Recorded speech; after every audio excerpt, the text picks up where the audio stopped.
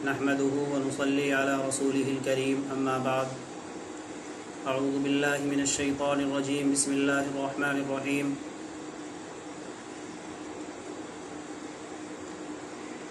إنما يخشى الله من عباده العلماء صدق الله العظيم۔ معزز سامعین حضرات، قرآن کریم کی ایک آیت آپ حضرات کے سامنے تلاوت کی ہے۔ اسی کے ضمن میں رہتے ہوئے چند باتیں آپ حضرات کی خدمت میں پیش کرنی ہے۔ چونکہ آج کا یہ جو دور ہے، اس میں ہر کوئی خوشحال زندگی گزار رہا ہے، ہر کوئی اس زمانے کے اندر اچھے طریقے سے اپنے بچوں کی، اپنی بیوی کی، اپنے اہل و عیال کی، اپنے رشتہ داروں کی کفالت کر رہا ہے۔ لیکن اس دور کے اندر بھی جہاں پہ لوگ 50 اور 60 ہزار اور لاکھ روپیہ تنخواہ لیتے ہیں، وہیں پہ ایک مسجد ہے، ایک مدرسہ ہے، اور اس مدرسے اور اس مسجد میں رہنے والا امام اور اس مدرسے میں رہنے والا ایک مدرس آج بھی وہی 5 یا 7 ہزار روپے کی تنخواہوں کے اوپر اپنی زندگی بسر کر رہا ہے، اور اپنے بچوں کی اور اپنے اہل و عیال کی وہ بھی کفالت کر رہا ہے۔ چہ جائے کہ اتنی سی تنخواہ میں کفالت اچھی طریقے سے نہیں ہوتی، لیکن وہ لوگ جو 60-70 ہزار روپے خرچ کر کے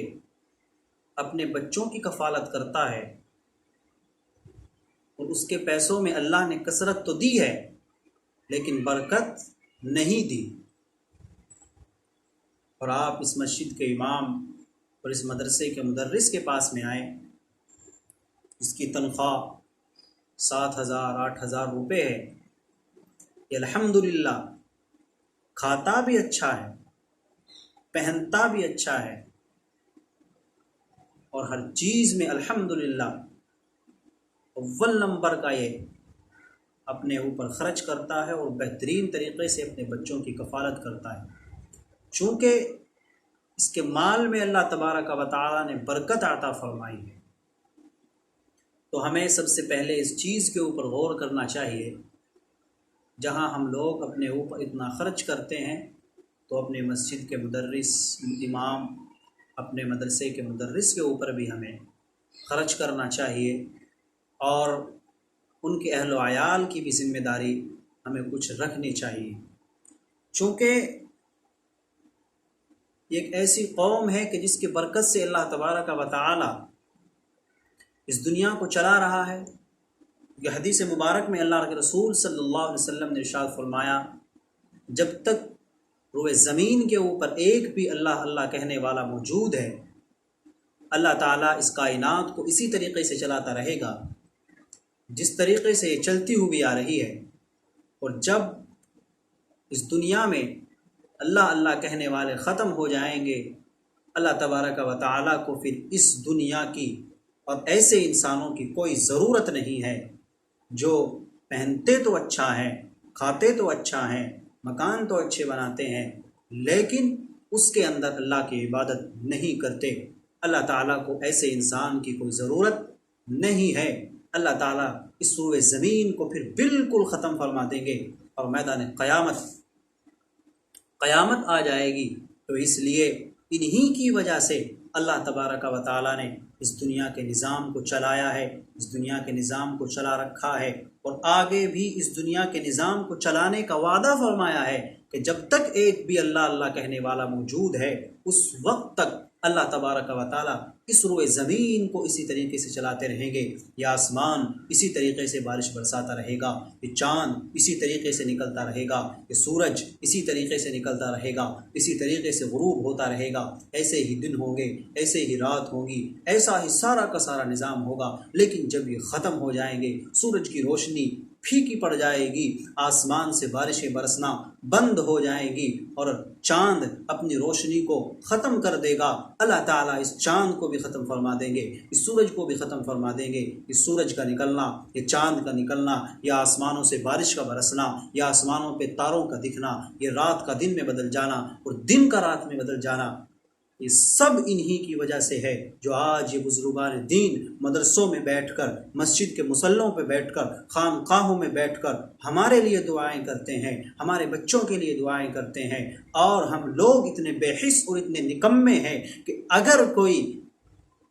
شخص، کوئی مولوی، کوئی امام ہمارے مزاج کے خلاف کوئی بات کہہ دے تو ہم اس کے اوپر طعنہ تشنی کرنے پہ لگ جاتے ہیں۔ یہ نہیں دیکھتے کہ یہ مدرسے میں پڑھنے والے بچے، یہ مدرسے میں پڑھانے والا استاذ، جب صبح سردی کے موسم میں ہم لوگ اپنے نرم نرم بستروں کے اوپر سوئے ہوئے ہوتے ہیں، اس وقت یہ اٹھ کر کے اللہ کے سامنے روتے ہیں، تہجد کی نماز میں اٹھتے ہیں، گاؤں والوں کے لیے دعائیں کرتے ہیں، اپنے بستروں سے اٹھ کر کے وضو کرتے ہیں ٹھنڈے پانی سے، قرآن کریم کھول کر کے بیٹھتے ہیں۔ اور پھر حدیث پاک کے اندر ہے کہ جب انسان اللہ سے لو لگاتا ہے تو اللہ تعالیٰ اس کی سنتا ہے، اللہ تعالیٰ اس کی دعاؤں کو قبول کرتا ہے، کیونکہ اللہ تعالیٰ اتنا بڑا غفور الرحیم ہے، اتنا بڑا رحمان ہے، اتنا بڑا رحیم ہے۔ جب آدمی اپنے گناہوں کو لے کر کے اس کے سامنے جاتا ہے تو وہ اپنے بندوں کے اوپر اس طریقے سے رحم کرتا ہے کہ ہم نے سوچا بھی نہیں تھا، کیونکہ اللہ کے رسول صلی اللہ علیہ وسلم کے زمانے میں ایک عورت آئی، طہرنی یا رسول اللہ، اس نے آ کر کے کہا مجھے پاک کر دیجئے یا رسول اللہ، کہ اس کے پیٹ میں بچہ تھا، اس سے زنا ہو گئی تھی، اس نے آ کر کے کہا طہرنی یا رسول اللہ، مجھے پاک کر دیجئے اللہ کے رسول۔ اللہ کے رسول صلی اللہ علیہ وسلم نے ارشاد فرمایا مجھے پاک تو کر دیا جائے گا، اور یہ اس نے 3 یا 4 مرتبہ فرمایا۔ اللہ کے رسول صلی اللہ علیہ وسلم نے فرمایا پاک تو تجھے کر دیا جائے گا، لیکن جو تیرے پیٹ میں بچہ ہے اس کی کوئی غلطی نہیں ہے، غلطی تیری ہے، جا پہلے اس بچے کو جنم دے، جنم دینے کے بعد اس کو دودھ پلانا، جب یہ دودھ کو چھوڑ دے اس کے بعد تم ہمارے پاس میں آنا۔ چنانچہ وہ عورت گئی، اس نے بچے کو جنم دیا، 2 سال تک دودھ پلایا، 2.5 سال کے بعد میں وہ واپس آئی، اور 2.5 سال کے بعد میں واپس آنے کے بعد اس کو سنسار کیا گیا، پتھر اس کو مارے گئے، اس کو ختم کر دیا گیا، اس کا انتقال ہو گیا۔ اللہ کے رسول صلی اللہ علیہ وسلم نے اس کی نماز جنازہ پڑھی۔ حضرت عمر ابن خطاب رضی اللہ تعالی عنہ نے عرض کیا یا رسول اللہ، یہ بہت بڑی گناہ گار عورت تھی۔ اللہ کے رسول صلی اللہ علیہ وسلم نے ارشاد فرمایا اے عمر تم نہیں جانتے اس نے ایسی توبہ کی ہے کہ اگر اس کی توبہ کا 10واں حصہ اہل مدینہ پہ تقسیم کر دیا جائے تو سب کی مغفرت ہو جائے گی۔ یہ اللہ تبارک و تعالیٰ کے مغفرت کرنے کے طریقے ہیں جو آج ہم بھول گئے ہیں، اور یہ بھولے ہوئی چیز ہمیں انہی مسجد کے امام اور انہی مدرسے کے مدرسوں سے سیکھنی پڑے گی۔ ان کے علاوہ ہمیں کوئی نہیں سکھا سکتا۔ اسکول کالجز کے اندر ہمارے بچے جاتے ہیں، مدرسوں کو چھوڑ کر کے وہاں پہ کھڑے ہو کر کے پیشاب کرنا سکھایا جاتا ہے، وہاں پہ اور دوسری مکاریاں سکھائی جاتی ہے۔ مدرسے کے اندر آ کر کے دیکھو تو مدرسوں کے اندر ہر چیز وہ سکھائی جائے گی جو تمہارے دین کے متعلق ہوگی، لیکن آج ہم لوگوں کی یہ کم حسی بے حسی کی بات ہے کہ ہم لوگ دین کو چھوڑ کر کے دنیا کے اوپر زیادہ توجہ دے رہے ہیں، جبکہ ایسا نہیں کرنا چاہیے۔ اور آج سے یہ عہد کر لینا چاہیے کہ جو بھی ہوگا، جو کچھ بھی ہوگا، جو کام بھی ہوگا، مدرسے کے مدرس یا مسجد کے امام سے مشورہ کرنے کے بعد ہی میں ہوگا۔ اور آج سے یہ بھی عہد کر لیں کہ انشاءاللہ العزیز جہاں تک بھی ہو سکے گا ہم ان کی ہر حال میں مدد کرنے کی کوشش کریں گے، کیونکہ یہ آپ کو ایک ایسی چیز کر رہے ہیں، آپ کے سامنے آپ کو ایک ایسے راستے پہ لانے کی کوشش کر رہے ہیں کہ جس کو آپ نہیں کر سکتے۔ ان کی ہدایت کے بغیر، یا یہ کہہ لیجئے کہ ان کے بتائے ہوئے راستے پہ اگر ہم چلیں گے تو پھر ہم لوگ کامیاب ہو جائیں گے۔ اس لیے آج سے یہ عہد کر لیں کہ انشاءاللہ العزیز ہر طریقے سے دین و دنیا میں انہی کے بتائے ہوئے راستے پہ چلیں گے جو یہ بتائیں گے قرآن و سنت کے متعلق۔ اللہ تبارک و تعالی مجھے بھی اور آپ کو بھی ان تمام باتوں کے اوپر عمل کرنے کی توفیق عطا فرمائے، اور یہ جو ٹوٹی پھوٹی سی باتیں کہی گئی ہیں، یہ ترتیب سی بے جوڑ سی جو باتیں کہی گئی ہیں، اللہ تعالیٰ ان کے اوپر عمل کرنے کی توفیق عطا فرمائے۔ اللہ تبارک و تعالی ہم سب کو کہنے اور سننے زیادہ عمل سمجھ کی توفیق عطا فرمائے۔ آمین۔ وآخر دعوانا ان الحمد للہ رب العالمین۔